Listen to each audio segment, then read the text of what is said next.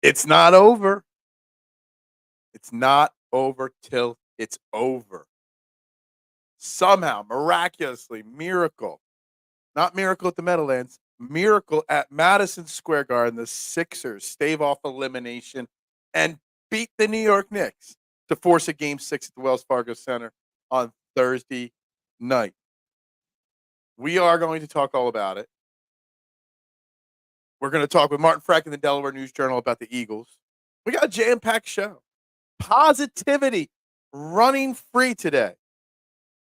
Trading the AM is live, taking your thoughts and opinions in 60 seconds.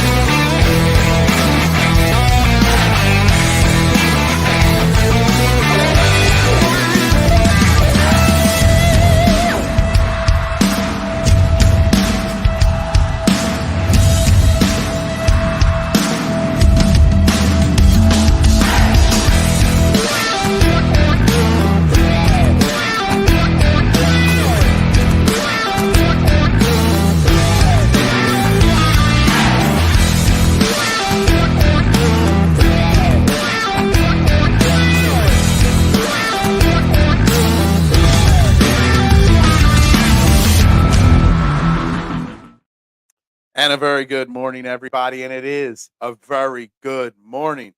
Welcome to Trending in the AM right here on Edge of Philly Sports. We're live, Facebook, YouTube, Twitter, Twitch. You know the drill. Hit those like, share, subscribe, follow, retweet buttons. Wherever you're watching, do whatever you can to share this show out and get as many people interactive with the show. Trending in the AM, the only morning show in Philadelphia where your opinions actually matter. And boy, we're going to have some opinions this morning. I was all prepared to talk about the end of the Sixers season. But another, I don't know if I want to use miraculous, but fantastic effort from our Sixers last night to stave off elimination. Force a game 6 randomly at 9 p.m. on Thursday.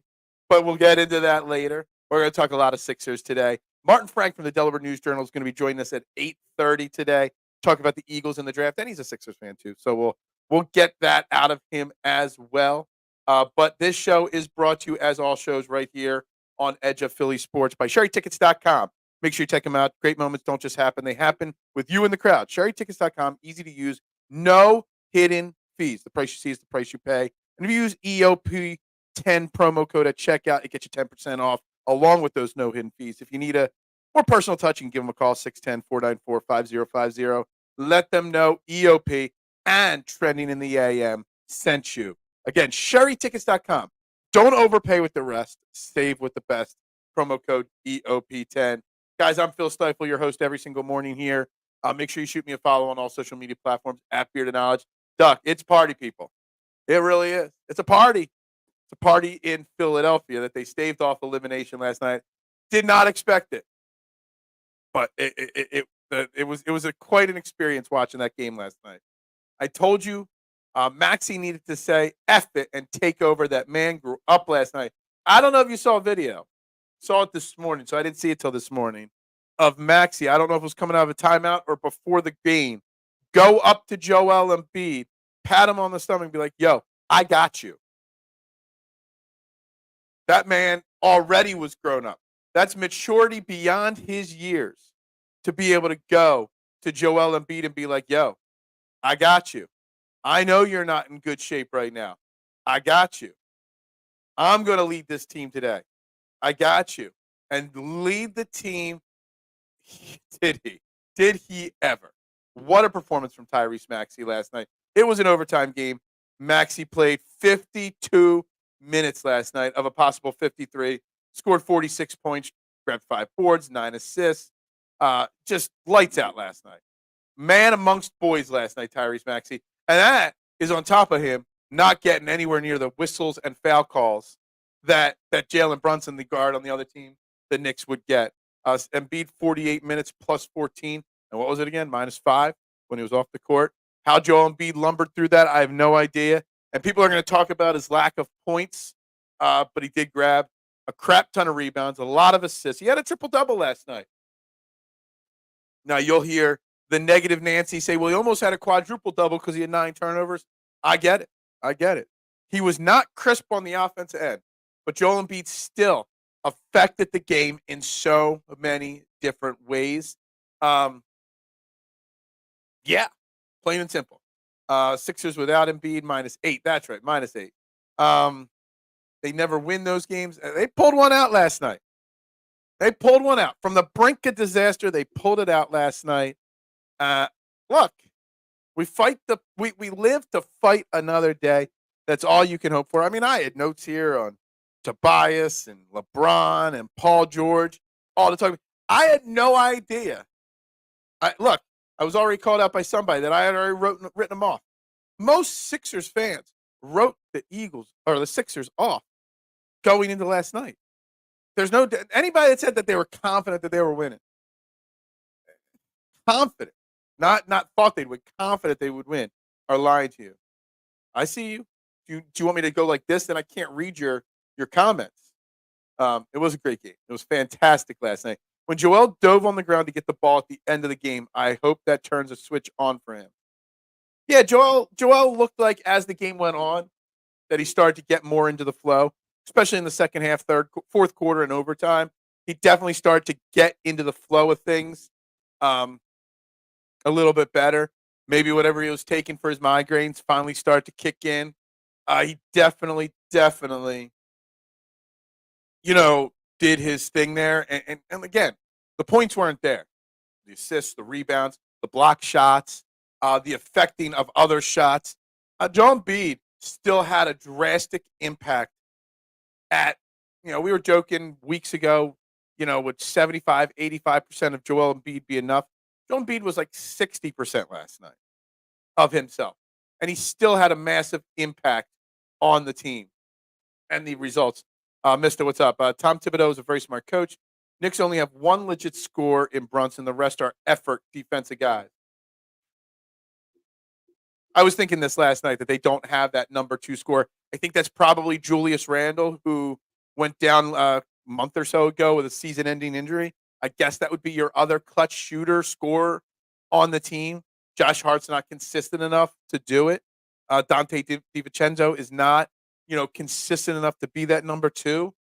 Yeah. And look, hats off to Jalen Brunson. I get what he does. It rubs us the wrong way in a playoff series. The guy's a future MVP of the league, and I can recognize that even as a Sixers fan. Both teams last night, Sixers and Phillies, late game heroics. Who would have thought Maxey with a near 50 burger in overtime to keep the season alive, and Johan Rojas with a game-winning 2-run home run in the top of the 9th inning in Los Angeles last night. For those real, big out. I can't say I stayed up for Phillies game to the end. I definitely didn't stay up for Phillies post-game live last night. Yeah, call me not a team player. It's okay. Just not happening for me on those West Coast games. But I do read them. I do catch up. And yes, Rojas, Castellanos with the game-tying home run before Rojas hit the winner. Also, thank you, Campaign, for your big kahunas. Look, Campaign, what did he play? 14 minutes. Not afraid to put up those shots. Put up 5 3-point shots in his maximizing his minutes. Made a couple shots. Shout out to Campaign. Shout out to Nick Nurse for making the switch from Buddy Hield to Campaign a couple games ago. Was it game 3 that he made the switch mid-game? Shout out to Nick Nurse. Nick Nurse has not had a very good series at times. Not moving on from Tobias Harris, which is a good thing he didn't, because Tobias Harris had a very, very strong beginning and end to the game, was very hot early in the first quarter, disappeared in the middle of the game, but made some clutch free throws late in the game to help us win it. So 19 points, 8 rebounds, and assist, a block from Toby. It's a good thing Nick Nurse didn't make that change, but great move. Moving on from Hield to the Campaign. Bogdanovich being out might loom large. he really hasn't played much since Game 3, Bogdanovic. I don't think he played at all in Game 4. So, and we still lost that game. But yeah, it's a guy that we wanted here in Philly, for sure. Gave up on sleeping. Tell me about it. That's what I feel like on a daily basis. McCarthy was shocked that I didn't hear his call. I'll have to go back and find Tom McCarthy's call on that after the show.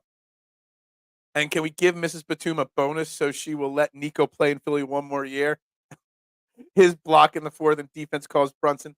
Look, I got to give not just Nico Batum. Let's get it right. Not Nico Batum. Let's give credit not just to Boom Boom Batum, but also let's give credit to Tobias Harris. Both of them at times playing lockdown defense on Jalen Brunson. Lockdown as best expected. You don't expect to hold Jalen Brunson to 10 points. I mean, I know he still scored 40 points last night, but he did it on 32 shots.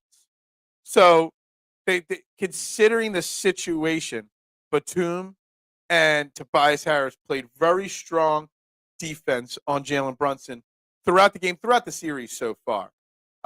So you got to give him a credit for that, of course. Guys, make sure you check out PhillySportsTrips.com. If you're a Philly sports fan and you want to travel with your favorite team, then travel with the best, PhillySportsTrips.com. They feature premium travel and tailgate experience for the best fans in the world, Philadelphia sports fans. Self-travel packages, full travel packages, bus trips, plane trips, Eagles, Phillies, Flyers, Sixers, you name it, they got it. And of course, they are running a great trip to Brazil for Eagles Packers Week 1. So go to PhillySportsTrips.com. Let them know EOP. Let them know Trending in the AM sent you. And let them take care of your experience to see our Eagles play in Brazil. Again, PhillySportsTrips.com, where the fans go to get their tickets to events. Right back to the comments there, guys. And if the Sixers can hit those many open threes they bricked from Embiid passes, they can stay alive. First and foremost, the game's at 9 p.m., probably 9:15 start time for first tip on Thursday. The Knicks have to be sitting there questioning themselves now. Are the Knicks in the locker room last night, at shoot-around today, practice, whatever they're doing? I doubt they travel to Philly today. They probably wait till tomorrow. Are the Knicks, is Tom Thibodeau, are they questioning themselves? Are they questioning whether they can actually wrap this series up now? Is there a scenario where last night's game, the fact that there was a point in the game last night, I mean, obviously we had the 9-point first quarter lead, and I tweeted it out immediately. It's not how you start, it's how you finish, and they finished well. But then as I was tweeting that, the second quarter happens, the beginning of the third, the Knicks start stretching that lead out. And you had to think that there was a point I tweeted out, I think it was in the second quarter, this game might turn into a 40-point blowout. But then the Sixers just hung around. Unbridled enthusiasm. They check. They strapped me. They just hung around. And they got it done in the crunch time.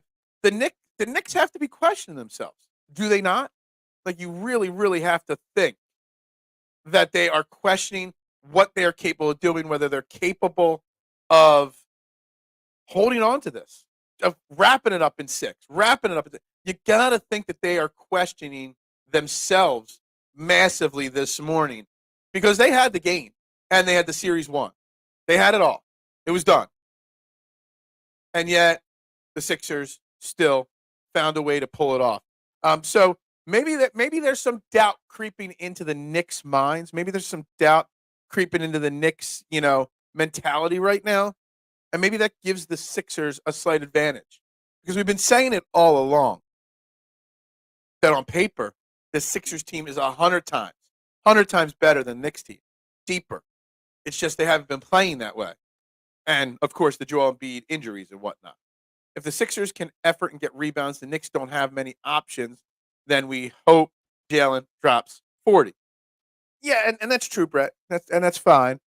But when Joel Embiid, offensively speaking, plays like he did last night, the Sixers don't have any options offensively either, other than let's hope Tyrese Maxey can drop 40. So where it plays into that the Knicks don't have many offensive options, realistically speaking, neither do the Sixers. Tobias had 19 points last night. Kelly Oubre had 14 last night. And he shot 6 of 13, Kelly Oubre, but he was 1 of 7 at one point. So he even, improved as the game went on.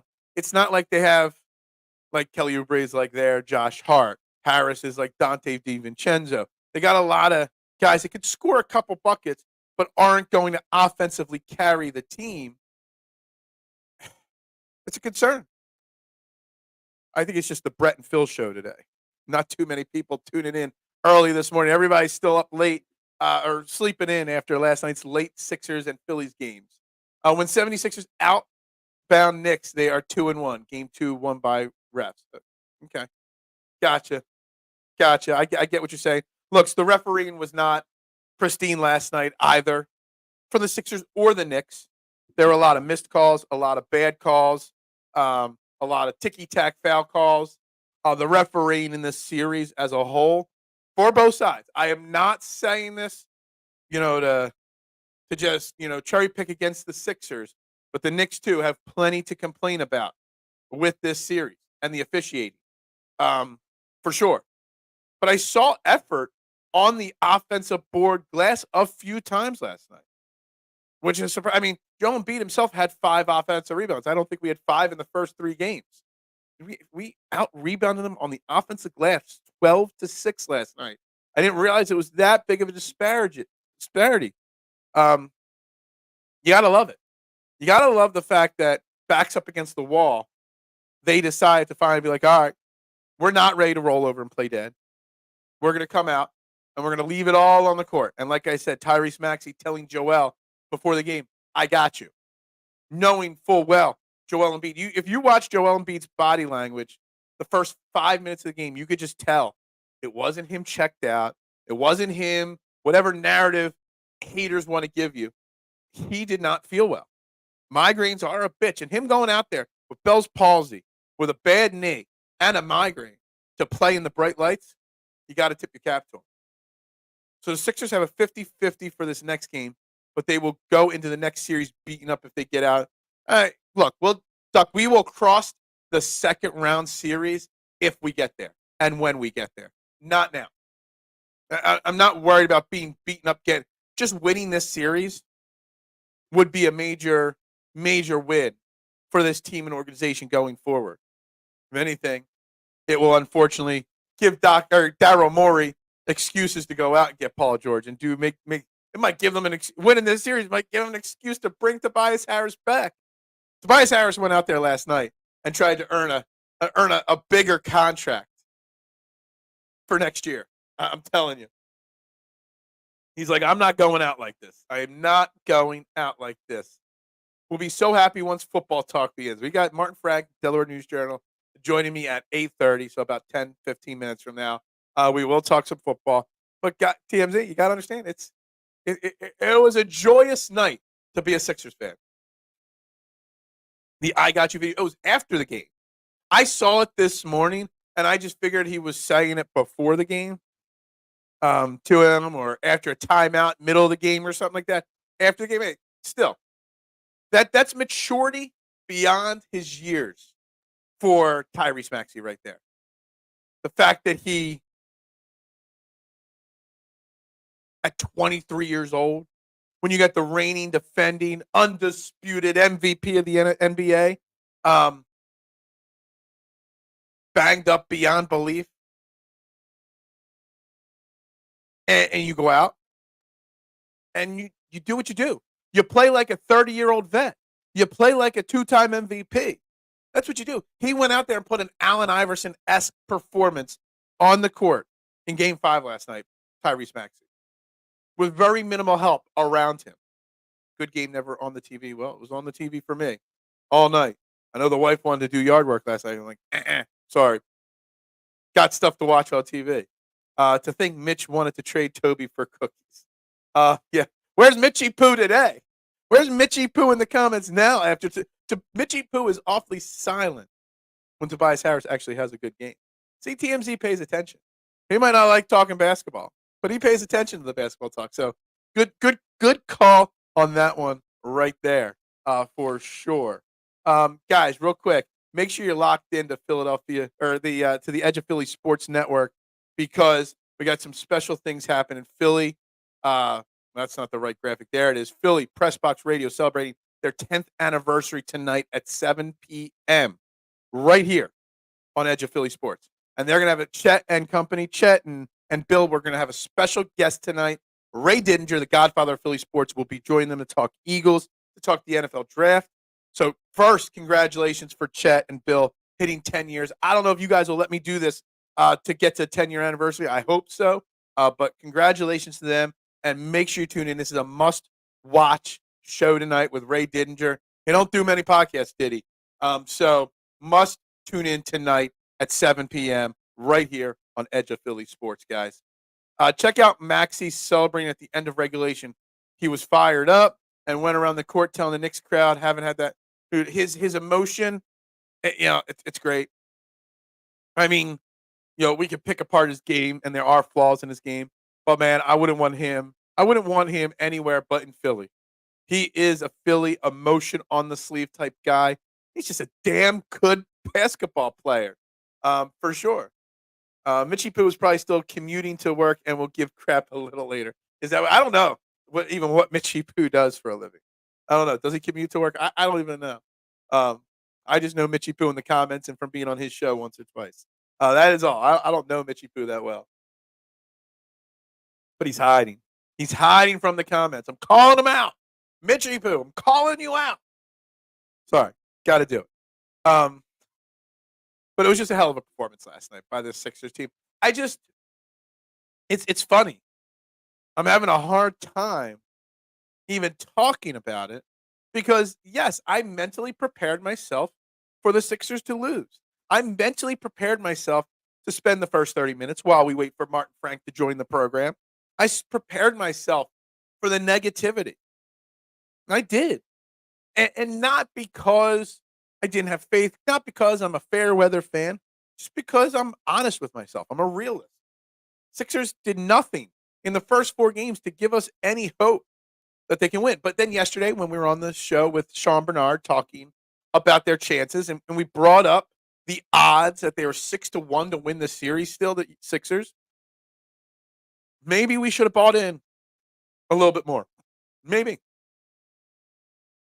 What is up, Eric? How you doing? Hope you are well this morning. Maxey, a star is born. I've been saying it all along. He's already been a star. This playoff last night is the kind of game that takes you from stardom to superstardom. Literally 14 points in the fourth quarter in overtime. Carried that team on his back, offensively speaking, for sure. No doubt about it. I mean, again, let me read it again. 52 of a possible 53 minutes played. 46 points. 9 assists. 5 rebounds. Man, Tyrese Maxey, a special kid. And I was texting with my buddy Brian last night. I reminded him, I'm like, yo, not only is he this good, he hasn't even hit his prime yet. He's still developing. He's still growing as an individual. Just imagine at this rate what Tyrese Maxey is going to be like in 2 or 3 years. He's going to be one of the 5 best players in the NBA. I mentally prepared they were losing before or being down 6 under 30 seconds. I went upstairs to start a Peloton. Who's riding the Peloton at 10 o'clock at night after a Sixers game? Brett, man, look at you. Showing us all up. Doing a Peloton ride at 10 o'clock at night. Either there's something wrong with you or you are a much more dedicated person to health and fitness than I ever was. No way. I want maxed out Maxey. I like that. Max, I keep calling him Max Money Maxey because he's going to get a max contract this offseason at some point. Got to. No doubt about it. He ain't going anywhere. But maxed out Maxey. Mad Max Maxey. I like Max Money. Maxey. There's a lot of really cool nicknames that you could put on Tyrese Maxey's name. As long as Ricky is buried despite our struggles, it's hard to commit. I hope Embiid could start tapping his old man Duncan phase. Joel Embiid needs to do some stuff. He needs to do some stuff. Therapy, treatment, whatever. He needs to be locked in in a room with a therapist, getting himself ready for Game 6. Because no offense to Tyrese Maxey, somebody else is going to have to put up some points. You can't expect Tobias Harris to put up 19 every playoff game. You can't. So Embiid's going to have to be better in Game 6. And being that it's a 9 p.m. start time, stupid, idiotic thing that the NBA is doing to Knicks and Sixers fans. Not just us Sixers fans should be upset. Knicks fans should be upset too. Two biggest sports markets in the Eastern Conference playing against each other in an elimination Game 6 in Philly, and you put the Bucks-Pacers Game 6 on at the prime time slot at 7 o'clock. I think actually they bumped them up to 6:30. Really? But the Sixers at 7. There's no reason why there can't be an overlap. You could have the Bucks start at 6:30 and the Sixers start at 7:30. The Sixers game will draw better ratings at 7:30 than the Bucks will, without a doubt. Pathetic. I'm actually surprised the Bucks won last night. I'm surprised Doc Rivers was able to coach his team to an elimination game win without his two biggest stars, Dame Lillard and Giannis, and all the Joel Embiid haters out there. Joel Embiid is playing through everything. But you got the Milwaukee Bucks last night in an elimination game, and no one's talking about Giannis or Dame Lillard not playing because they're injured. Joel Embiid's battling through everything. Joel Embiid, for the last 5 years, yes, injury-prone, but battles through the injuries to play and give the best he can. Yet Giannis Antetokounmpo and Dame Lillard, elimination game, my calf hurts. I'm not going to play. And I know calf injuries are tricky. I'm not trying to whatever, but come on now. Somebody's got to give Joel Embiid credit for at least trying. Oh, you're trying to trigger me. You're trying to be that guy. I know you don't believe it. I know you're just trying to trigger me. But it ain't going to work. I'm too happy this morning. I had a bit of frustrating out of this team to work out. I can't be a fat PT telling people how to read it. That's funny, not a fat. I used to have a doctor, my childhood doctor. I kept them through, not my childhood doctor, my family doctor from once I was left the kid doctor to the adult doctor, whatever year old that was. I kept him till I was like 28 just because he knew my family medical history. But he used to always tell me I was fat, and I know I'm a little chubby. But it always felt so silly that my doctor was about 350 pounds, and he used to always tell me I was fat. Like, what the hell kind of passing your worries of yourself onto me? It always really annoyed me.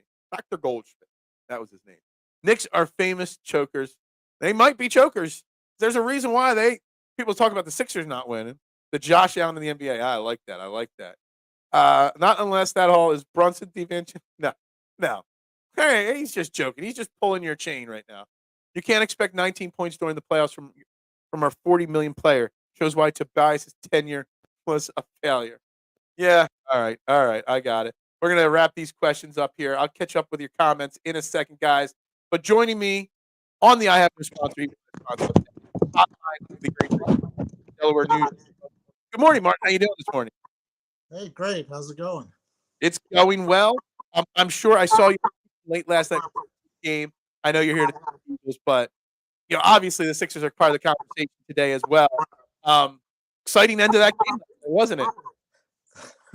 That was amazing. I mean, they were down by 6 with like 30 seconds left, and Maxey takes a shot from like just inside half court, gets fouled, 4-point play, and they end up tying it, forcing overtime. Just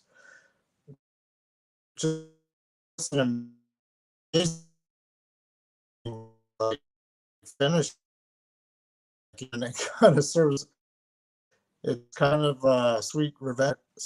27 seconds to go, and they blew that. So I guess payback is sweet and all that. So it was quite a game. Excited about Game 6 Thursday night. as you see the Eagles bring in all these young players and the team is getting younger, but a lot of stars younger, it's like perfect. Like the Sixers and the Eagles both have so much young talent with Tyrese Maxey, and then obviously with the Eagles, the new young drafted players. The youth is really going to bring a lot of energy to this Philadelphia sports fan base. Hopefully, with a lot of success in the next couple of years. Yeah, I mean, we're starting to see that with the Eagles. I mean, Jalen Carter, last year's first round pick. This is a big year for him. And Jordan Davis, the first round pick 2 years ago. Cam Jurgens is replacing a legend in Jason Kelsey at center. So, all these guys are getting their chance, and it's now time for them to prove it. I mean, that's kind of like been the thing so far. Mm-hmm. The Eagles have relied on their veterans for so long, and now you need like that younger group of guys to fill in because those guys aren't around anymore. I mean, Brandon Graham's on his last year, but he's not the same guy he was 2 years ago. So yeah, you need those young guys to come up and start taking over the team, and that's kind of what the Eagles' plan has been. I mean, that's the only way you can really do it in the NFL these days with the salary cap. I mean, you have to rely on your veterans, but then you also have to have all these young players come up and fill the void, when it's time for them to move on, or they become too expensive, or they retire. A couple questions rolling on in already here for you, Martin.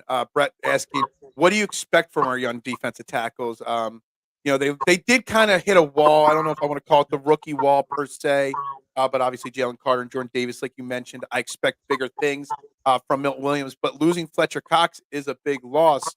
Have the Eagles done enough on the defensive line to fill in that void of Fletcher Cox, who was still playing at a pretty elite level last year? Yeah, he was. I mean, that's the thing. A lot of people overlook. Like Fletcher Cox was still probably their best defensive tackle when you when you look at the season as a whole. I mean, Jalen Carter had the great start and everything, but like you mentioned, he kind of faded towards the end. And Jordan Davis, I mean, he was better than he was his rookie year, but he too kind of faded towards the end. I remember talking to both of those guys after the season, and one of the things Jordan Davis especially said was, he knows he has to come back in even better shape than he has been.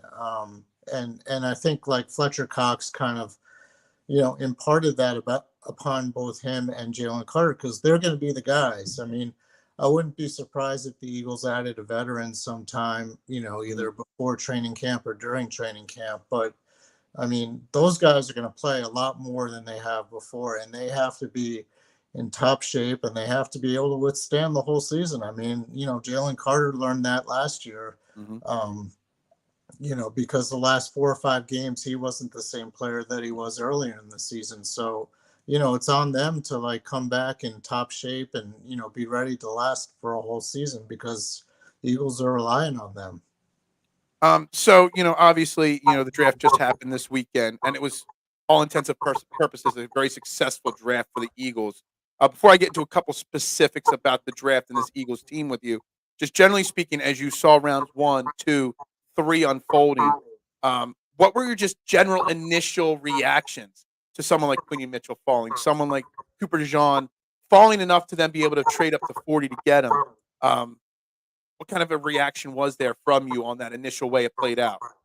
Well, I was actually kind of stunned, because I think everyone figured going into the draft that if the Eagles were going to get someone like Quinyon Mitchell or even Terrion Arnold, they would have to trade up to do it. And everyone figured, oh, Seattle at 16, that would be the spot. And then like all these quarterbacks kept getting taken, from,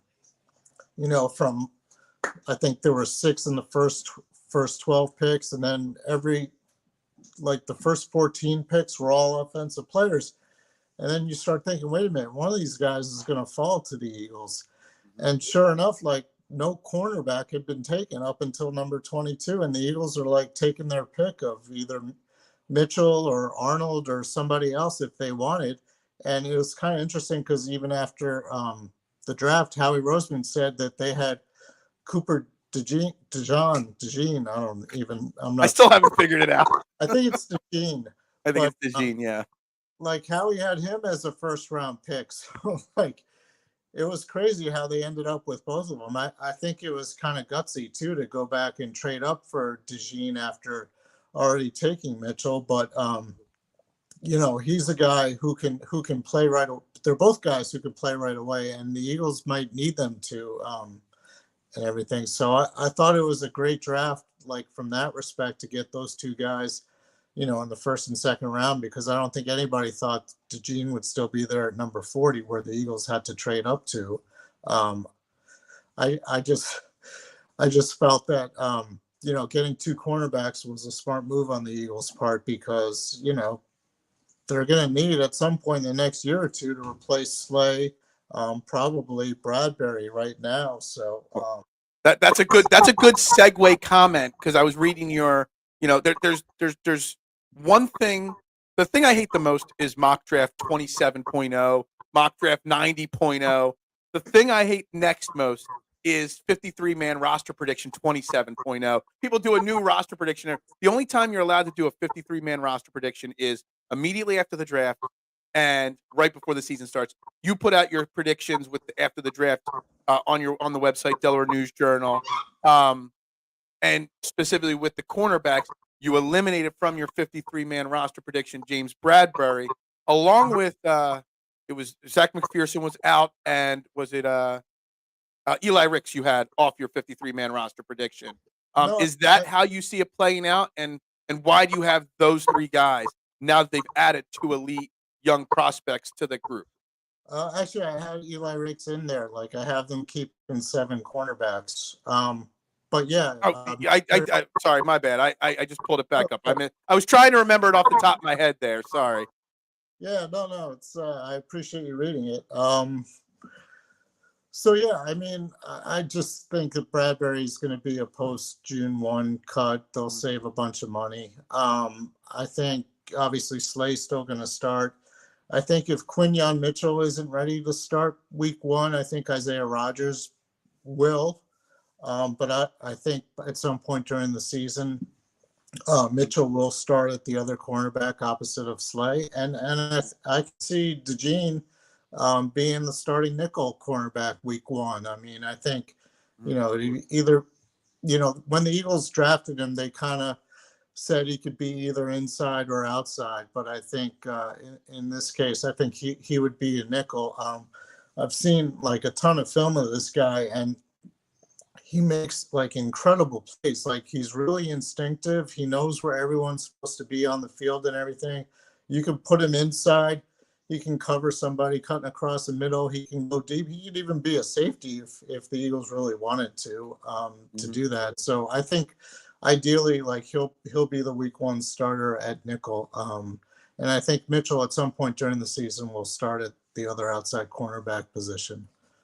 Yeah, I mean, you can't hate on Howie. I know it was questionable, some of the trading up for DeJean, like you said. I mean, maybe I wouldn't have done it, but you take the worst secondary in the football and you add 2 elite prospects. You got to give him the props for at least admitting to his mistakes, or admitting to having a lesser product last year and fixing those things right away. There was a question here from Brett about linebacker now being the biggest flaw on this team. Maybe, I don't know if that's the case or not. What would you say is the biggest flaw?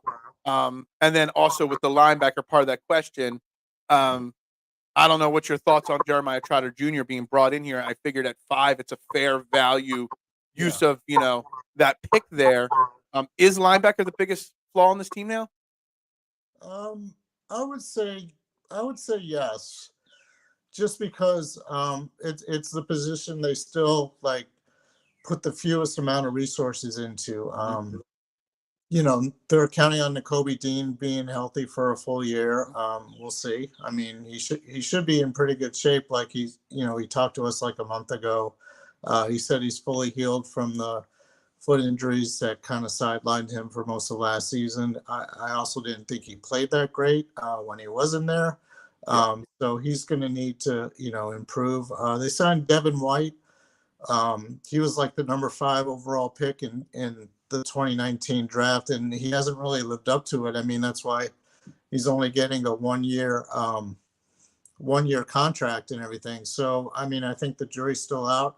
I mean, he's definitely an upgrade over what they had last year with like Zach Cunningham and Nicholas Morrow and, Shaq Leonard and everything. But, it's still not like an elite core of linebackers. I don't think the Eagles will ever have an elite core of linebackers because their preference is obviously the defensive line and defensive backfield. So, yeah, I mean, that would make the linebackers the weak link, but it doesn't have to be an awful group. I mean, in 2022, I mean, TJ Edwards and Kaiser White were the starters, and they were perfectly fine, and they went to the Super Bowl. So you don't need like elite cornerbacks. You don't need like your Fred Warners or guys like that.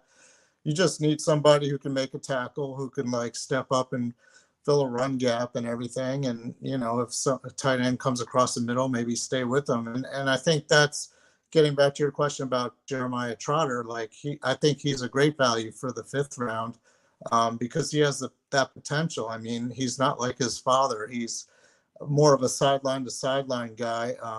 He can cover guys. He might be a little bit undersized, and maybe that is what gets exposed. But when you got a 5th round pick and you can take a chance, it's a good spot to take a chance on a guy like that. And if Devin White plays the way he's supposed to, then Trotter spends a year learning behind him, and then next year, if he's good enough, he takes over. If not, maybe they draft somebody or sign a veteran free agent and try it again next year.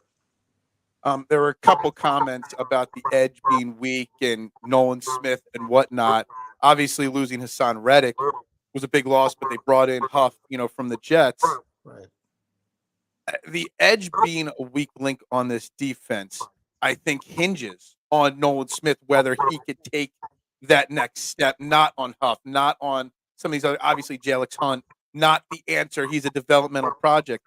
Is Sure. Nolan Smith the answer or the question mark of whether edge is a problem or not going into the rest of this offseason here as we get set?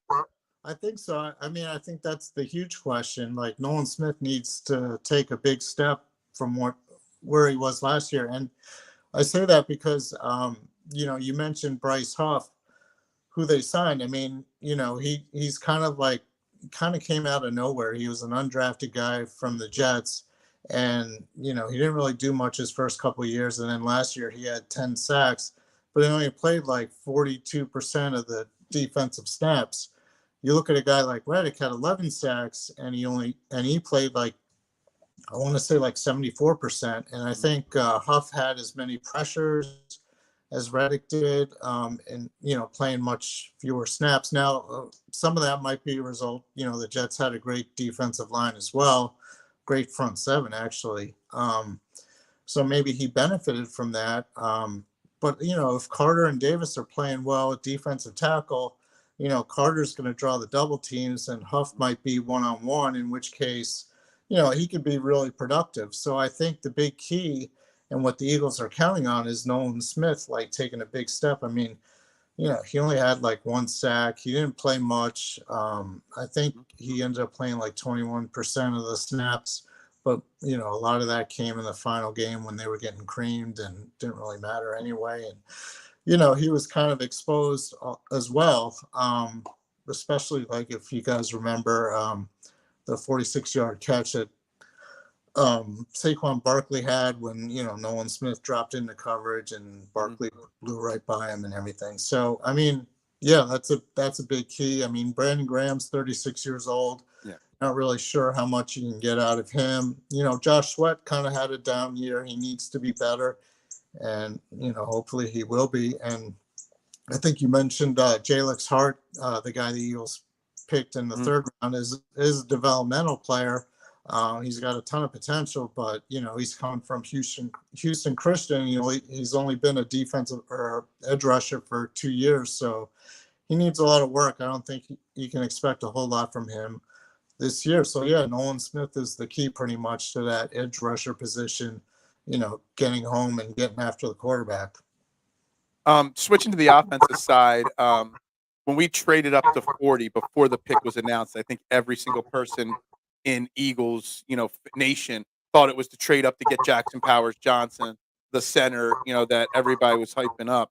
They did. They took Cooper DeJean. that pretty much solidifies that it's Cam Jurgens' job at center to replace Jason Kelce. Do the Eagles are you confident in what they've done with the offensive line, the depth pieces they've brought in? I can't remember his name now. The guy they just brought in from the Jets, Becton. Are you confident with the offensive line now? Are you confident with Cam Jurgens taking over that centerpiece? Are you confident in Tyler Steen at least competing for the right guard position right now? That is my only question. Tyler Steen at right guard.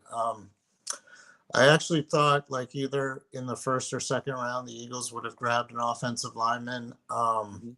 And I think, maybe the Eagles themselves thought that too, but like, the board falling like it did, a lot of those offensive linemen went before the Eagles picked Mhm. at 22.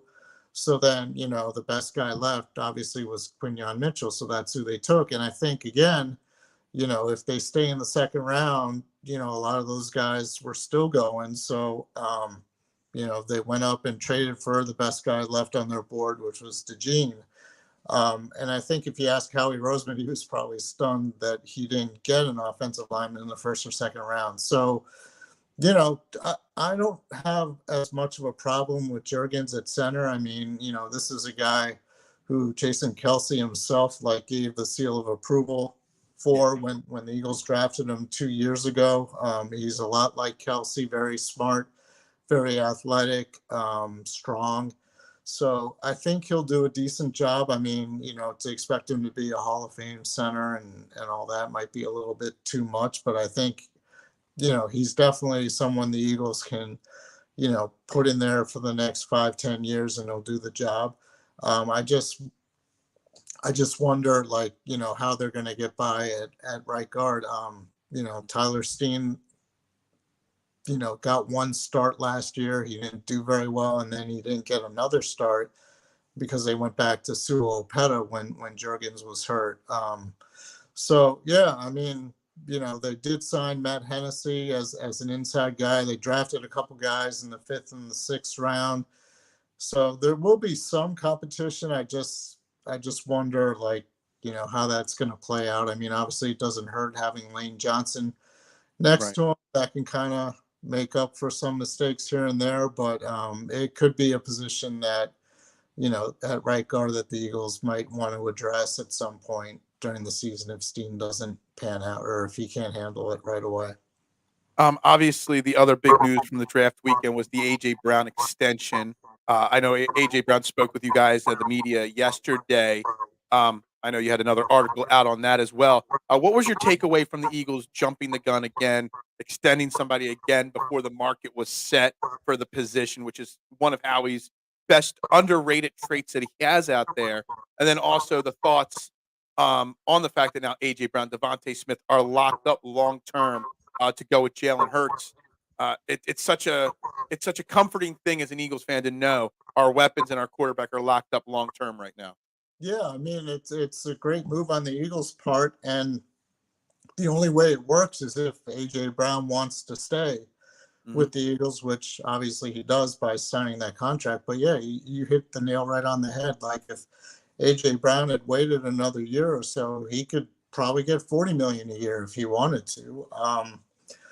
And that's the thing. I mean, the culture that the Eagles have set makes guys like that want to stay. I mean, it's the same thing with Devonta Smith. He didn't have to sign his extension right now. He could have played out this season. The Eagles obviously picked up his 5th-year option for next year, but he could have taken it all the way to free agency at the end of the 25 season. He probably could have gotten what, like 30, 35 million a year instead of 25.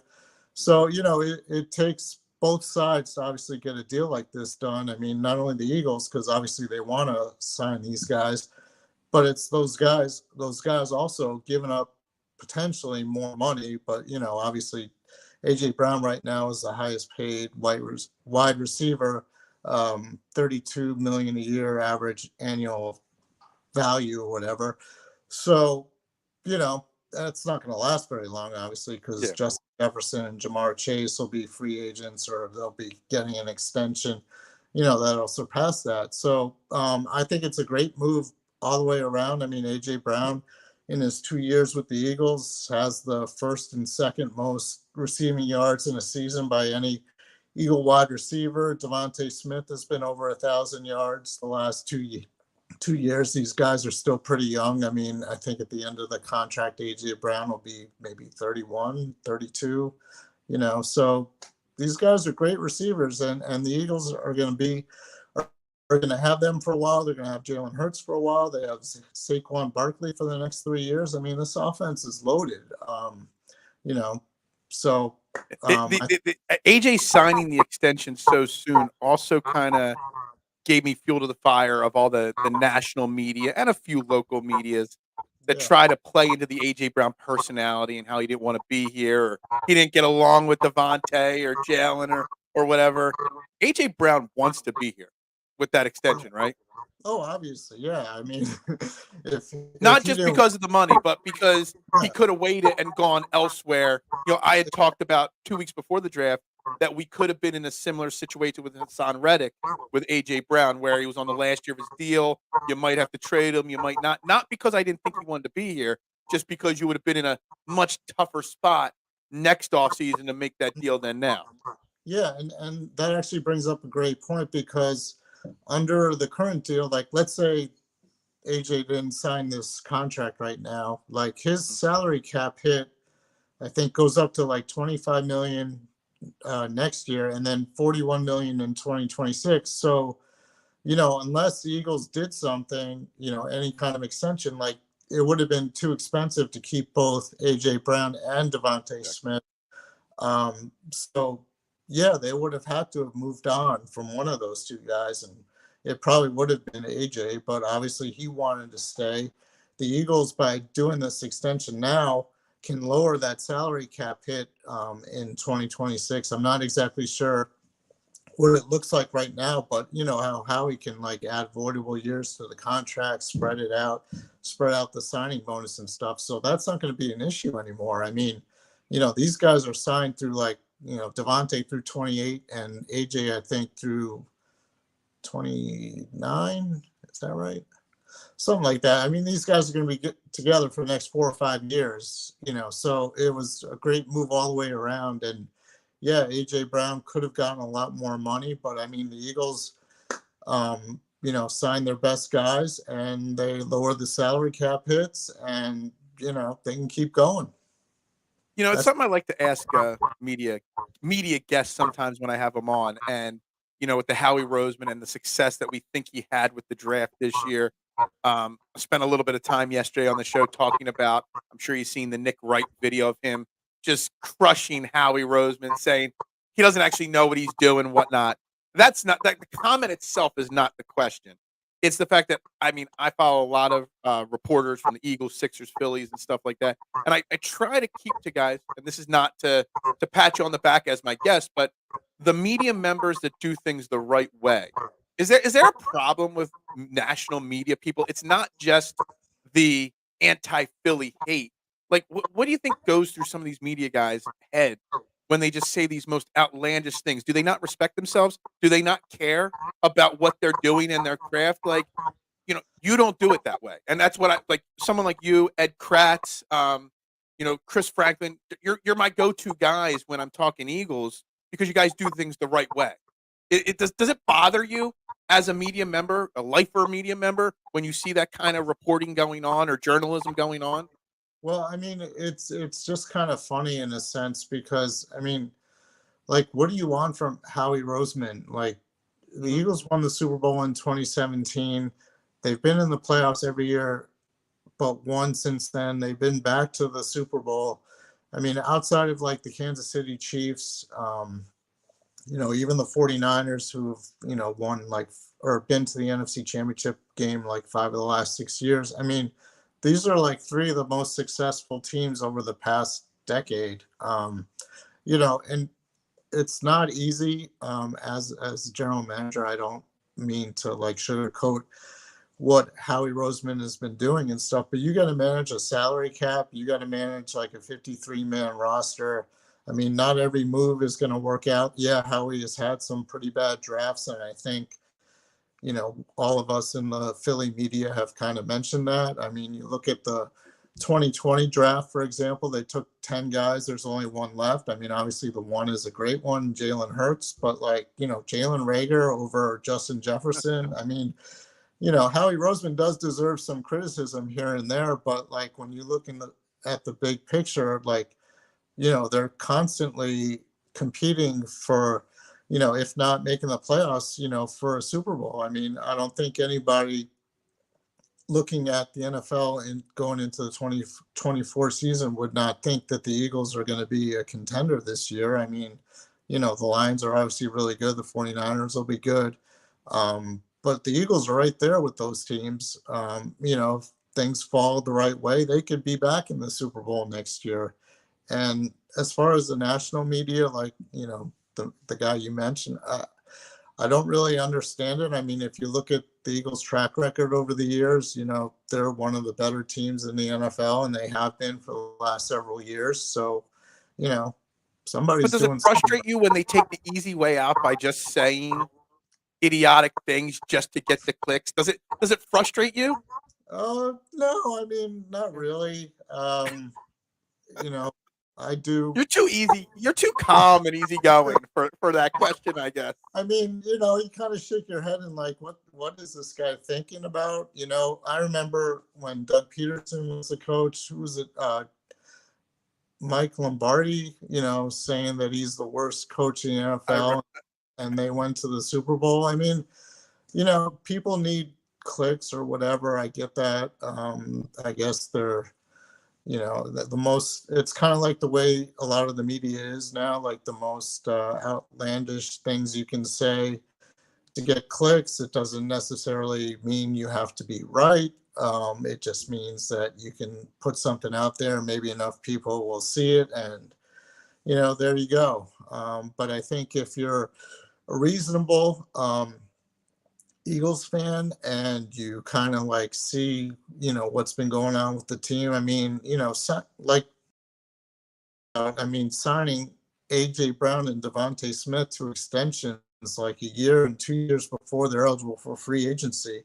I mean, that's a genius move if you ask me. I mean, signing Jalen Hurts to a big contract and still being able to fit it in the salary cap, where I think this year it's only like a $13 million salary cap hit, and go out and get free agents and stuff. I mean, somebody's doing something right. So, I mean, national guys like that who say stuff, I mean, I don't think they really know the whole picture because they're not here every day, like, the local media and stuff like that.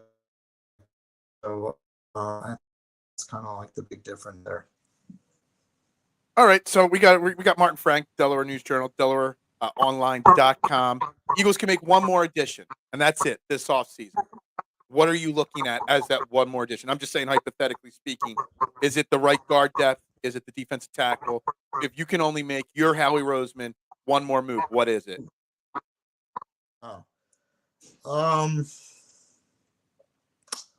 I would go defensive tackle. I think you still need like to get a veteran presence in there. It doesn't have to be like anybody good. I mean, like last year they signed Contavious. He's a guy. I think that's kind of what they need. I think they could patch together the offensive line. Even if Steen doesn't do the job, they sign Matt Hennessy. He's kind of like a veteran guy who's played both center and right guard. You can plug him in there. I think they got decent enough depth on the offensive line. I just think defensive tackle, they could probably use one more player. I would definitely go there if the Eagles were to sign somebody or trade for somebody during the summer at some point. All right, Martin. What do you got going on? I mean, obviously, the offseason's there's no such thing as the offseason. Realistically, when you're a media member covering the Eagles, rookie minicamp coming up this weekend. You got OTAs throughout May and the beginning of June. What are you working on right now? Do we got any good articles coming out in the next couple of days that we can look forward to? Yeah, I would actually. I'm looking forward to the minicamp on Friday. Is when the media get in there. I'd love to talk to Jalix Hunt, the 3rd round pick, to find out more about his story, because it seems like so amazing. Here's a guy who started his collegiate career as a safety at Cornell, was there for 2 years and, grew it, like had a great growth spurt and decided like, Cornell wasn't going to work out for him. So he goes to Houston Christian and becomes like this huge pass rushing phenom basically. And, still like came out of nowhere. Like a lot of people were stunned the Eagles picked him in the third round. I mean, I personally was. I thought it was kind of like a risk to take on a guy who's a developmental guy. So I would love to like delve into his story a bit. So that's something I'll probably do on Friday. And then, yeah, like you mentioned, their OTA start, I think, May 20th. Yeah, I wrote May 20th, the 22nd, 23rd, the 28th, and the 30th and 31st. A lot of like short little. It's not like 2 camps. It's like single days and 2 days. Like they got quite the spread out schedule there in May. Yeah, and the mandatory minicamp is something they have not done in the last 3 years under Sirianni. So, maybe that's a product of bringing in like Kellen Moore and Vic Fangio as coordinators. I mean, we'll see if that lasts. But as of now, they're planning to do a mandatory minicamp that first week of June. What else was I going to say? Let's see. The schedule comes out next week. I mean, that's obviously huge. We know they're playing the first game against Green Bay in Brazil, but then after that, like I know Eagles fans like to make a lot of their travel arrangements once they know the schedule. So that'll be out pretty soon. Yeah, like I said, we got. I forgot to ask: is the Delaware News Journal budget getting you to Brazil? I'm not 100% sure yet. I'm supposed to give them a breakdown of costs and everything, so we'll see. But I mean, I would think so. It's it's the opening game and everything. So yeah, hopefully for you get to go to Brazil and enjoy some of that the Brazil sights there. I will not be going to Brazil. Guarantee that there's no budget for that for me. Martin, thank you very much for your time this morning. Martin Frank, Delaware News Journal, M. Frank NFL. Keep up the good work this offseason. I look forward to reading your stuff when it comes out. All right. Thanks, Phil. I appreciate it. And thanks for having me. And hopefully do it again sometime. Yep. Appreciate it. Thanks, Martin. That was Martin Frank, Delaware News Journal. I love listening to him. Love reading his articles. Make sure you check him out. M. Frank NFL. I think we might have had a couple little lags there, a couple different points. But guys, you're watching Trending in the AM right here on Edge of Philly Sports. Make sure you're hitting the like button, the share button, the subscribe button, the follow button. Make sure to check out all the great shows. Thursday, joining us on the Edge of Philly Network for the first time, Football Stories Live.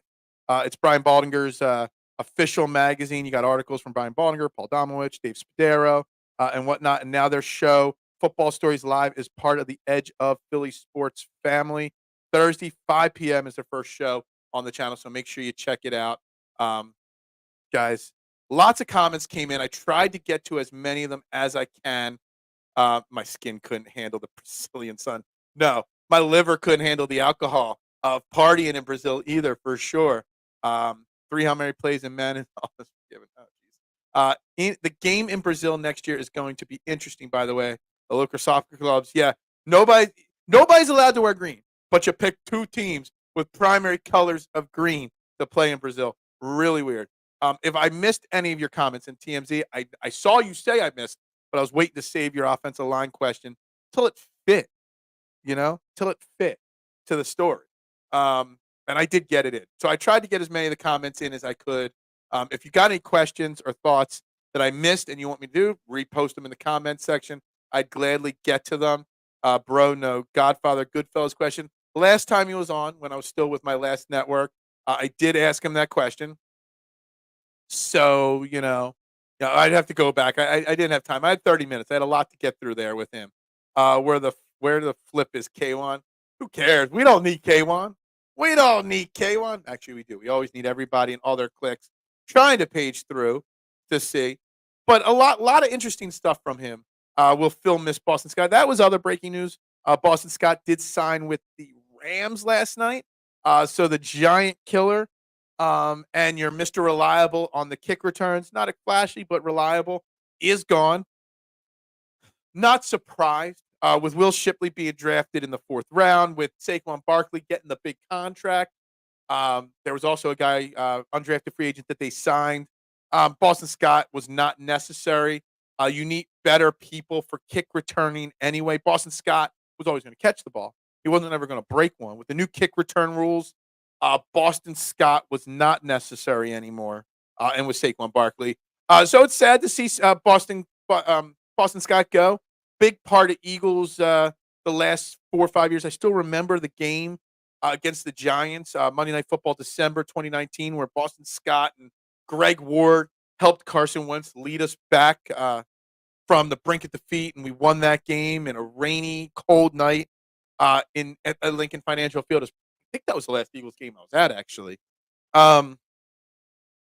So it's sad to see him go, but it doesn't change anything. It doesn't change the outcome. He wasn't that big of a locker room leader. Probably a guy people liked, but nothing special. So good for him getting a shot in L.A., where they do share the ball a little bit in that backfield. So, hope all the best for Boston Scott in his future endeavors. Do I think A.J. Brown is a diva? And is being a diva as a wide receiver even a bad thing? So, yes, I think A.J. Brown is a diva. And no, I don't think it's a bad thing. I pretty much every elite wide receiver is a diva. People don't want to hear this, but Devonta Smith is a diva. You have to have some form of diva mentality. And A.J. Brown's a bigger diva than Devonta, but he's just more a flashy person. You cannot be a wide receiver, a successful wide receiver in the NFL, Jameson, and not be a diva. They're all divas, 100%. There's two positions that you want divas at: wide receiver and cornerback. And they go head to head on the field of battle every single play. The cornerbacks are divas. I mean, all the elite ones, from the past, Darrelle Revis. I mean, talk about a personality there. Talk about Deion Sanders going way back. Cornerbacks and wide receivers are divas. And it's kind of what you want. Eagles black unis in Brazil. Yeah, I was hoping that, I don't know, maybe the Kelly Green would be allowed. They'll probably rock the white, though. But the black would be cool, for sure. Jaden Daniels, quarterback. Johnny Newton, defensive tackle, second. And wide receiver Luke McCaffrey is commies. You're asking about the Washington Commanders. Johnny Newton, defensive tackle, is a good pickup for them. I don't think Jaden Daniels is a good quarterback. I think at least 3 of the quarterbacks drafted in that first 12 picks are going to be complete disasters, and I think Jaden Daniels is one of them. Josh Harris is a terrible owner, only cares about money. I don't think the commies are any good. They're still years away from competing. So, yeah. How will it take for the fan base to turn on Tyrese Maxey? Stop. Don't do that to me. Boston Scott is a legend. Yeah, he's a legend. But it's okay to move on from him. It sucks, but I really like the Commanders draft. I like Newton and McCaffrey better than Jane Daniels for the Commanders, for sure. How are the Phillies the first team to win 20 games, and we were still a half a game? Exactly. How does it work like that? God, 20 wins in April for the Philadelphia Phillies. Who would have thunk it? The way this Phillies team has limped out of the batter's box the last 3, 4, 500 years to come out and be 20-11 at the end of April. Love it. Now let's hope they can maintain it throughout the summer, but we'll see. Liberace was a diva. AJ is not a diva. AJ is a diva. All wide receivers are divas. I was thinking I don't want my quarterback to be a diva because Jalen is so cool, calm, collected, and Wentz was a diva, but Mahomes is the biggest diva there is. Yeah, you want your top play, not just wide receiver and quarterback. You want your top player, period. And Jalen Hurts is our top player. You want a little diva mentality. And there's different levels of diva mentality, and there's different ways to play the diva role. But A.J. Brown is a diva, for sure. And Jalen Hurts, I think he's got a little diva in him. He just doesn't show it the same way. Watch him out. Devonta is a saint. He is a saint. But an elite wide receiver has that diva, I want the ball more mentality. There's no doubt about it. Is Stop merch switched over? Well, I still have my own store, so you can still get a Stop shirt at my own store, linked in the description of this show. Yeah, I do. Every night. Which Philly team is the next to win a championship? Wow. I know you asked Duck, but I'm going to answer this. I don't know. Maybe the Phillies, because they'll finish their season before anybody else. The Phillies are shaping up to look like a World Series team. The Eagles are a Super Bowl. It's Phillies, then the Eagles, because the Phillies are the one that'll finish up first. Eagles, I don't think the Sixers, even if they come back and miraculously win this series, I don't think the Sixers are going to win a title this year. So it's got to be Phillies and Eagles. And I still put the Sixers ahead of the Flyers in the order of who is winning the title next. Title next. That's a Twitter post after the show right there for Mista. Diva is not a whiny person. It's a talented person who want to show their talents. Yeah, it's a personality. It's not I think people misunderstand what a diva truly is. A diva isn't a whiny. It's not like the housewives of whatever. That's not what a diva necessarily is. Mariah Carey, she's a diva. What's a different kind? A football player that's a diva, it's a talented player that knows it and shows their emotions. Mahomes pisses me off more than Tom Brady used to. Yeah, it pisses you off. But he is still the best player. So, and I respect how great he is of a player. Phillies, I think they take World Series this season. And then Eagles. We get back-to-back titles, Phillies, then Eagles. In the same, yeah, that would be great. Unpopular take. I was over Boston Scott last year. Big Al, when I was doing Trend in the AM on my previous network. I talked about the fact that Boston Scott was not a necessity to make the 53-man roster last year. Yeah, I was wrong. Trey Sermon was who I would have had. Trey Sermon stunk. Couldn't even latch on anywhere else. I get it. But I've been over Boston Scott. Boston Scott is not a good football player, just like Greg Ward's not a good football player. Way over both of them and have been for a long time. But, sometimes what you know is better than what you don't know, so they've kept them around far too long. Who's a bigger legend, Boston Scott or Corey Clement? Corey Clement's got the Super Bowl ring. Corey Clement's got a touchdown in the Super Bowl. So Corey Clement, that ain't even a question. T.O. or McNabb? There is a right answer here. Bigger diva? T.O. is the bigger diva, but Don McNabb was a massive diva for sure. Yeah, there's no doubt about that. Sixers now 3-1. 76ers in 7. Yeah, I mean, let's hope for it, Freddie. Let's hope for it. Hope you don't mind. I changed your name from Fred to Freddie, just so you know. Mahomes aligned with Logan Paul on Monday. Get ready for a parade on. Get ready for multiple parades in a several-month span down Broad Street, mister. Yes. Sixers now 3-1 odds. Gotcha. I was wondering why you had that. I thought you mistyped it. They were 6-1 to win the series yesterday, and now they're 3-1. I'm not taking that bet, Freddie. I am not taking that bet. But although I hate the 9 o'clock start time on Thursday, I'll be there Friday morning on this show. Whether we will be talking the end of the Sixers season or Game 7 potential, I will be exhausted Friday morning. I'm just forewarning everybody. The energy level that's here every morning will be about 3 ticks lower on Friday morning. Instead of having 1 cup of coffee sitting down here, I'll probably fill up a couple cups and put them down here. Because it's going to be a long, late night. Ben Davis called it Broadway the other night, and Ricky Bo had it correct. It's Broadway, Broad Street. Man, really? That's a violation on Ben Davis. Ben Davis is a local kid. Ben Davis went to Malvern Prep. He lives in the Westtown area now, the Chester County Unionville area now. That's major fugazi if Ben Davis called it Broadway by mistake. Why are we not talking Sixers? Let's talk Sixers. We spent the first 30 minutes of the show. Even the first question to our guest, Martin Frank, was Sixers related. And that's what I love.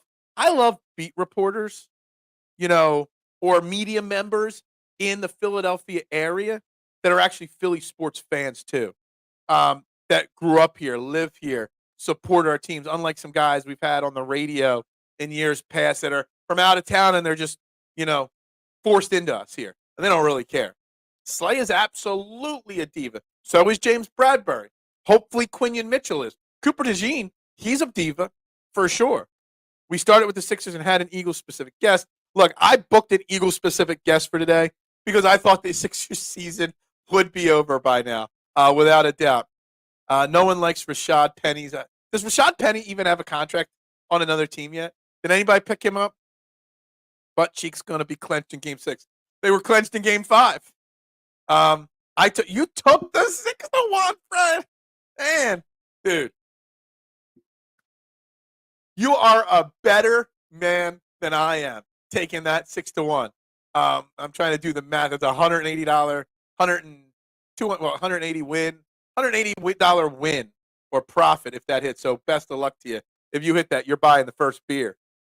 You're buying the first beer at the Phillies show, which, again, live Phillies at the Streetlight Kitchen and Bar on May 11th at 2:30, pre- and post-game live, giving away 2 free Phillies tickets at the Street Hill Kitchen and Bar, 5400 Fern Boulevard, Drexel Hill, Holiday Inn and Suites at the Drexel Brook Event Center. I am going to be there. The pre- and post-game live team will be there. Come out, watch some Phillies baseball, talk Phillies, have a drink.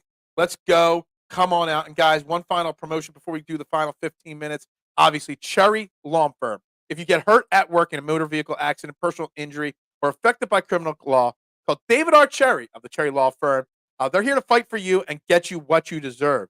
They're a dedicated, well-established personal injury law firm built on the promise of aiding the seriously injured throughout the state of PA.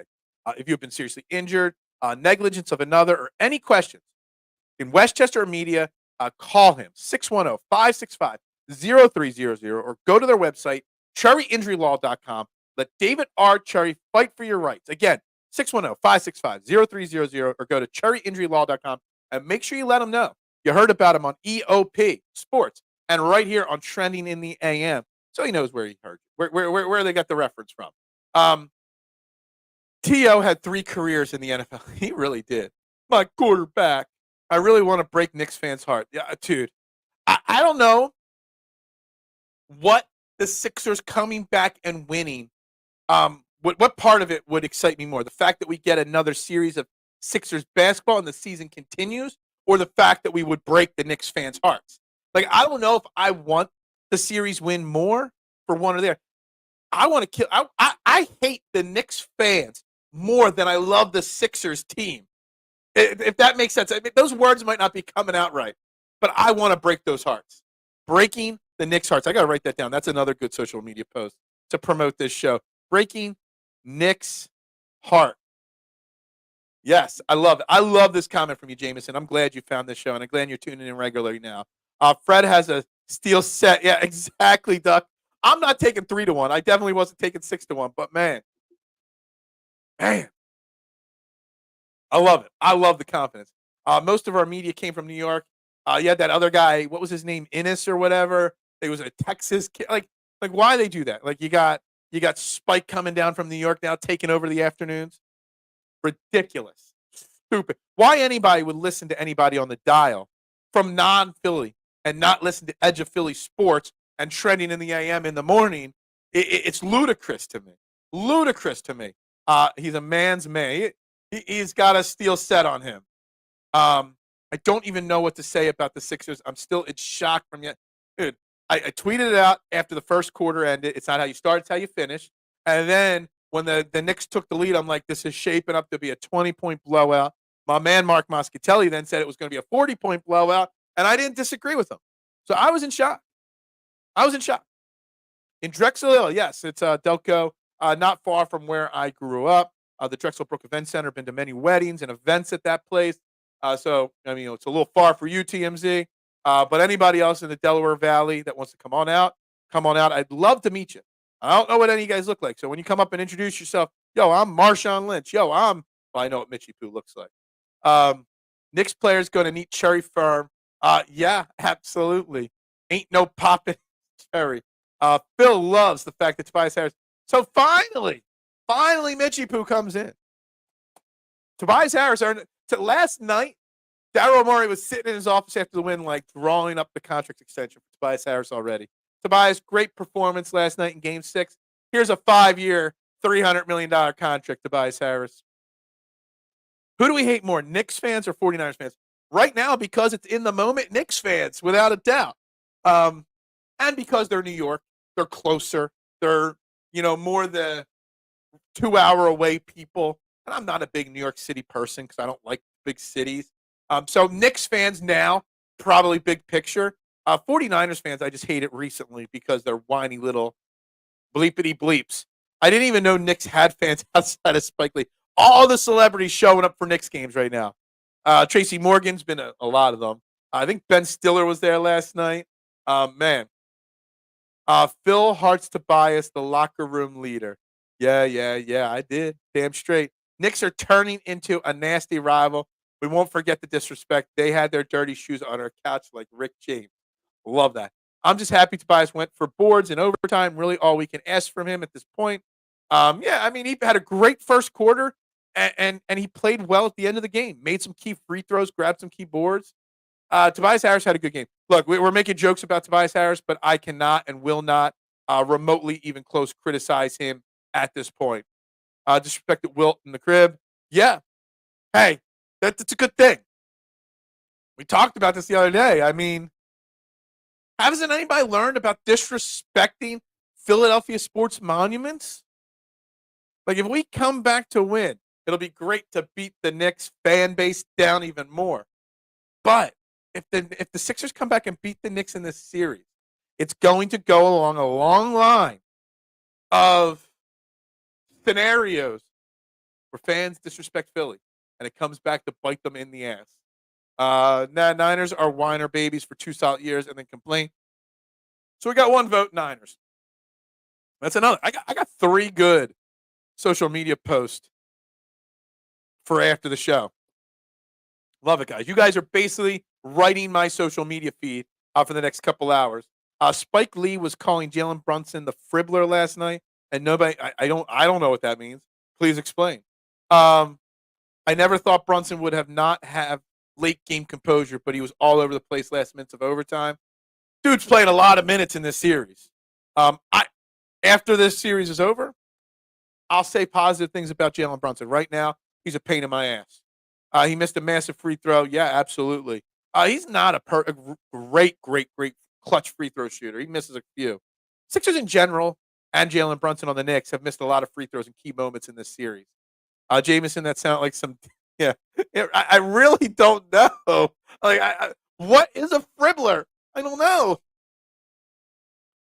When we won, I said, yes, we got one more game before Morey destroys his team with LeBron James' first ever max veteran minimum contract.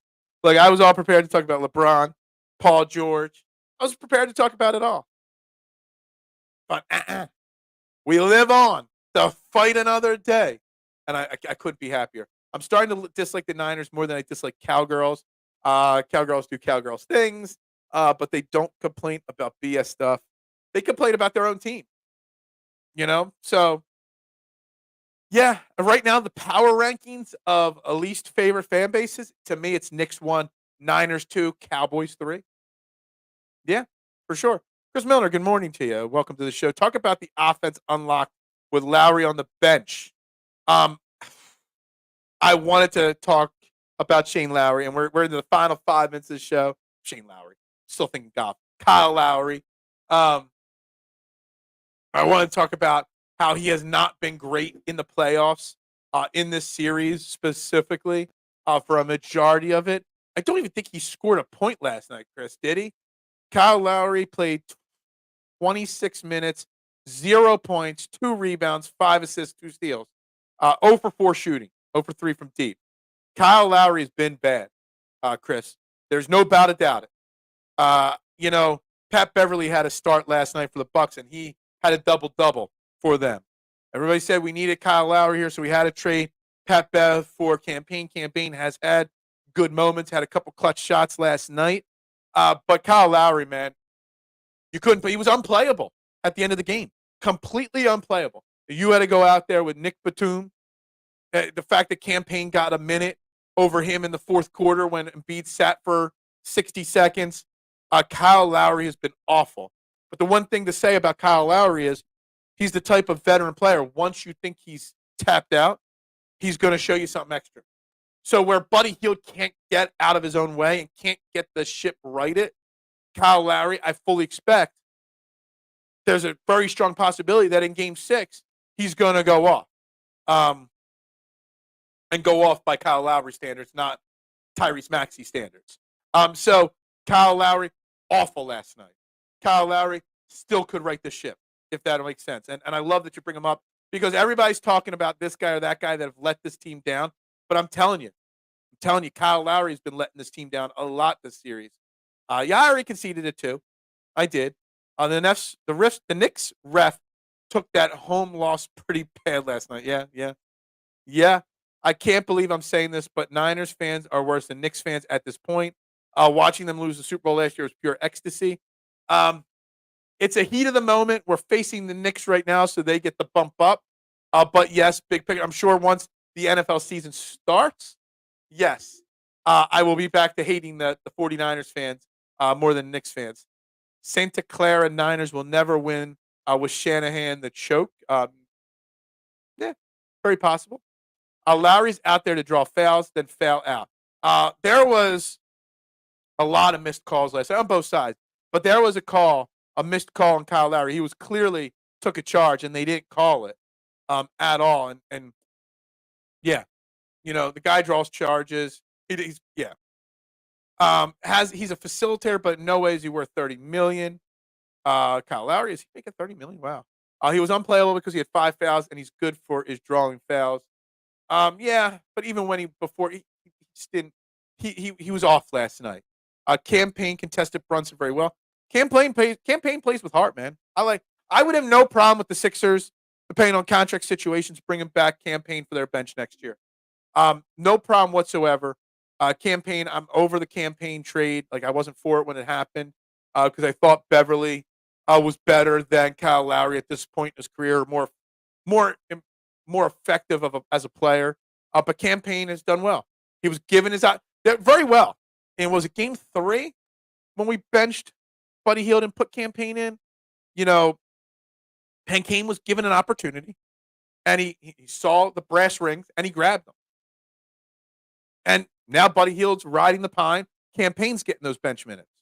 So, and he hasn't let those bench minutes that he's now taken over go to his head. He's still out there hustling, playing defense, doing all the little things, and knocking down shots. Man up to the Campaign right now. You want to see pure comedy? Give Michael Irvin a microphone and ask him how the Cowboys had a better offseason than the Eagles. Yeah. Kyle going off is like 17 points. You know what? Kyle Lowry making 2 3-point shots in the next game is going off. But he's not. He's a veteran guy that he's not going to, lose confidence in himself. Phil, could always be that I care less about NBA basketball than I do NFL, NBA, or NFL, NBA, MFL, MLB, or MLS. I don't know. I'll always care more about the Sixers than the MLS. Just saying. Lowry's on a 3-year, $85 million contract, which is like $29 million a year. It's his last year of his deal, though, right? So Kyle Lowry's a free agent, right? We don't got $29 million Kyle Lowry next year, right? Because he was a buyout guy. Yeah, that's right. So yeah, I was able to grab a slice of pizza and get back to the TV by the time Campaign managed to shoot it. It's funny because it's true. It is. Oh my God, guys. Oh man. That contract could have paid for both Hart and DiVincenzo. And look. I'm not knocking the union at all. I liked the union for a stretch. The problem is I'm not paying for Apple TV. In no way, shape, or form am I paying for Apple TV to watch MLS soccer. So as soon as Apple TV bought the rights to MLS, my growing interest in the union came to a screeching halt. So yeah, maybe I'll go to a game occasionally here or there, if Manny invites me. But other than that, I could care less about you because it's not accessible to me. And look, I'm now with YouTube TV now in my new house. I cut the cable and the cord. I cut Netflix out because what's the point? I borrow a subscription to a couple other things, but I'm not rushing around trying to find a way to watch Union soccer. I don't know if Stream East shows MLS or not. It's a great site for illegal streaming and all stuff. But I'm not running around trying to figure out ways to watch it. If it was on TV, if it was still on ABC, on Saturday nights, I would be watching it occasionally, but not now. B-ball Paul is getting destroyed out there. You got to find a better way. Paul Reed, again, we talked about it yesterday. Sean Bernard brought it up. If we lose this series, Paul Reed's contract could be voidable at the end of the year.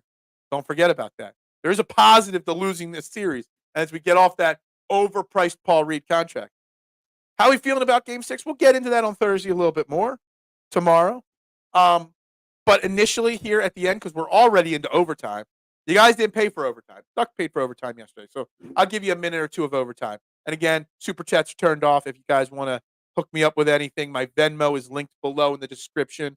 You can shoot me a couple bucks. I greatly appreciate it. How are we feeling about Game 6?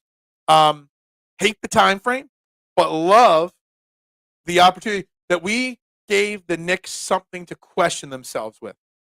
The hot shooting Josh Hart is over with. Okay?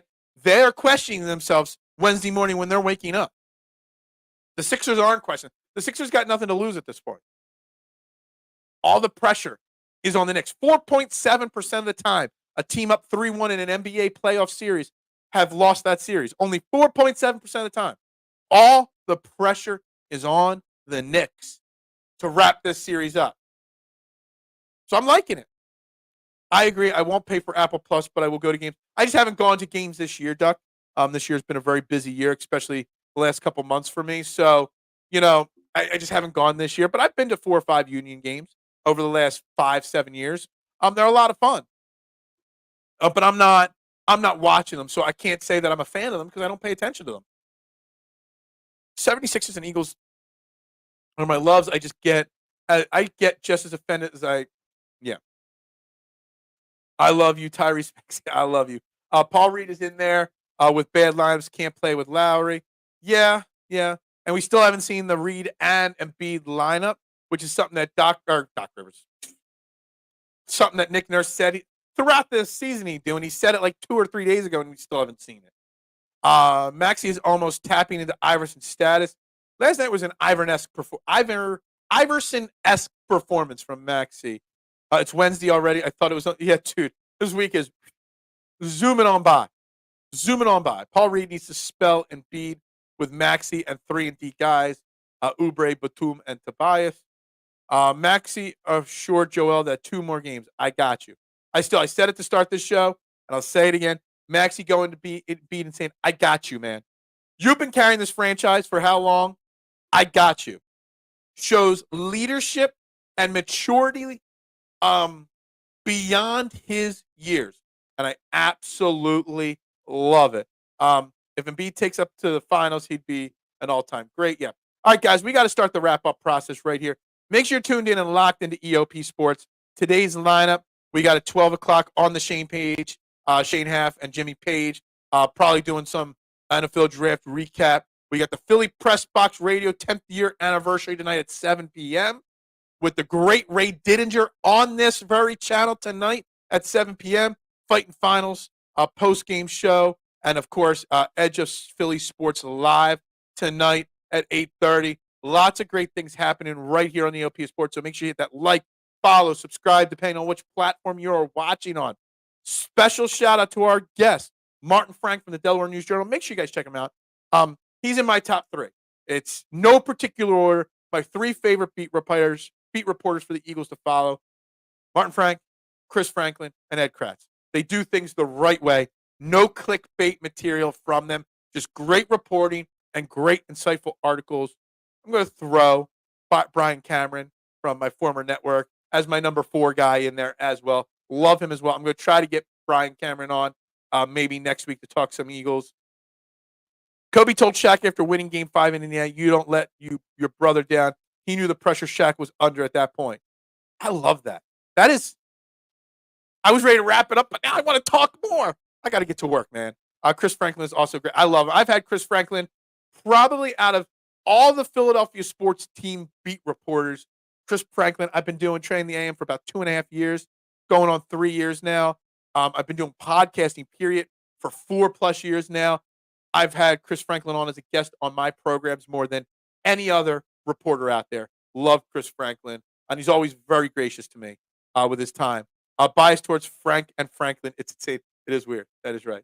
Wrap-up process comes with it. And this wrap-up process, we're at 5 minutes of overtime already. Guys, shout out to all our sponsors, Cherry Law Firm, Dolan's Bar, SherryTickets.com, Philly Sports Trips. Again, Philly Sports Radio tonight with Ray Diddy, the godfather of Eagles, 7 o'clock. Football Stories Live tomorrow. Of course, SherryTickets.com, PhillySportsTrips.com, Cherry Law Firm. And, of course, don't forget to come out. Set your calendar, May 11th, 2:30, Street Lake Kitchen and Bar. Come watch some Phillies. Come hang out, talk. Guys, got to wrap it up. Got to call it a day. Got to get to work today, guys. Thank you again, Martin Frank, for joining us today.